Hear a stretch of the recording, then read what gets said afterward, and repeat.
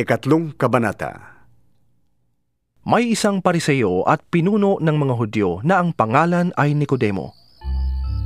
Isang gabi, nagsadya siya kay Jesus. Guro, Sabi niya, nalalaman po namin kayo isang gurong mula sa Diyos sapagkat walang makakagawa ng mga himalang ginagawa ninyo kung wala sa Kanya ang Diyos. sumagot si Jesus. Sinasabi ko sa iyo, malibang ipanganak na muli ang isang tao, hindi niya mararanasang pagharian ng Diyos. Paanong maipapanganak na muli ang isang taong matanda na? Makakapasok pa ba siya sa tiyan ng kanyang ina para muling isilang? Tanong ni Nicodemo. Sagot naman ni Jesus.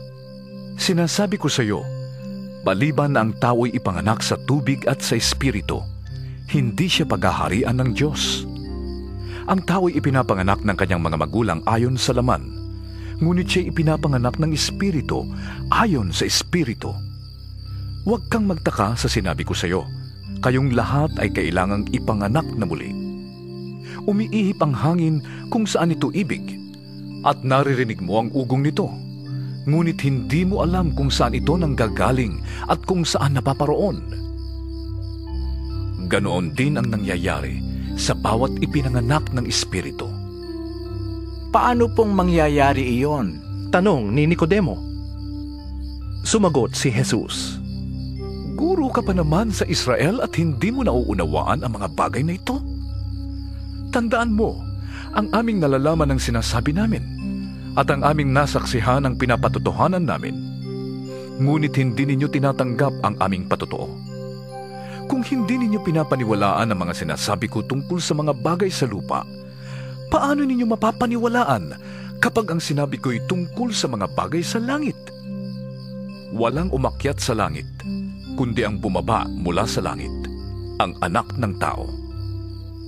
At kung paanong itinaas ni Moises ang ahas na tanso doon sa ilang, gayon din naman, kailangang itaas ang anak ng tao upang ang sinumang sumampalataya sa kanya ay magkaroon ng buhay na walang hanggan.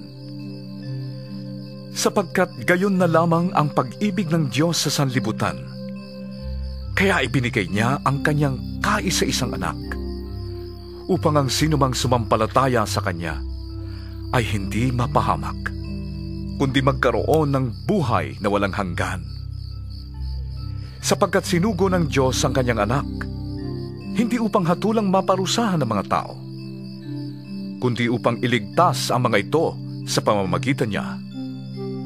Hindi hinahatulang maparusahan ang sumasampalataya sa anak, ngunit hinatulan na ang hindi sumasampalataya, sapagkat hindi siya sumampalataya sa kaisa-isang anak ng Diyos. Ganito ang paghatol ng Diyos. Naparito sa sanlibutan ang ilaw, ngunit inibig pa ng mga tao ang dilim kaysa liwanag, sapagkat masasama ang kanilang mga gawa.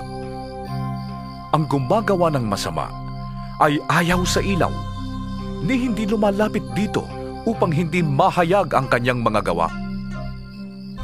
Ngunit ang namumuhay sa katotohanan ay lumalapit sa ilaw upang mahayag na ang mga ginagawa niya'y pagsunod sa Diyos. Pagkatapos nito, si Jesus at ang kaniyang mga alagad ay nagpunta sa lupain ng Judea. Nanatili siya roon ng kaunting panahon kasama nila at nagbabautismo. Si Juan ay nagbabautismo rin naman sa Enon, malapit sa Salim, sapagkat maraming tubig doon. Pumupunta sa kanya ang mga tao at nagpapabautismo. Hindi pa noon nabibilanggo si Juan. Minsan, nagkaroon ng pagtatalo ang mga alagad ni Juan at ang isang Hudyo tungkol sa paraan ng paglilinis. Kaya't pumunta sila kay Juan at sinabi sa kanya, Guro, yun pong lalaking kasama ninyo sa ibayo ng Jordan na inyong pinatotohanan ay nagbabautismo rin. Nagpupuntahan sa kanyang lahat. Sumagot si Juan, Kahit sino'y walang tatanggaping anuman, malibang ito'y ipagkaloob sa kanya ng Diyos. Kayo na rin ang makakapagpatunay na sinabi kong hindi ako ang Mesiyas. Sugo lamang akong nauna sa kanya. Para sa lalaking ikakasal ang babaeng ikakasal.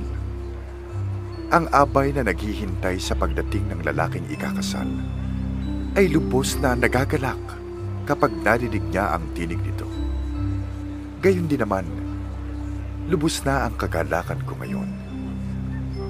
Kinakailangan siya ay maging dakila at ako na may maging mababa.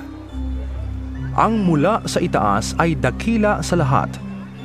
Ang mula sa lupa ay tagalupa at nagsasalita tungkol sa mga bagay sa lupa. Ang mula sa langit ay dakila sa lahat. Pinapatotohanan niya ang kaniyang nakita at narinig, ngunit walang naniniwala sa kaniyang patotoo. Ang naniniwala sa kaniyang patotoo ay nagpapatunay na ang sinabi ng Diyos ay katotohanan.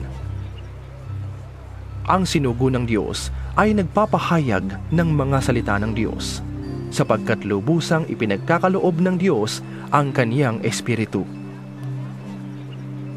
Minamahal ng Ama ang anak at ibinigay niya dito ang pamamahala sa lahat ng bagay.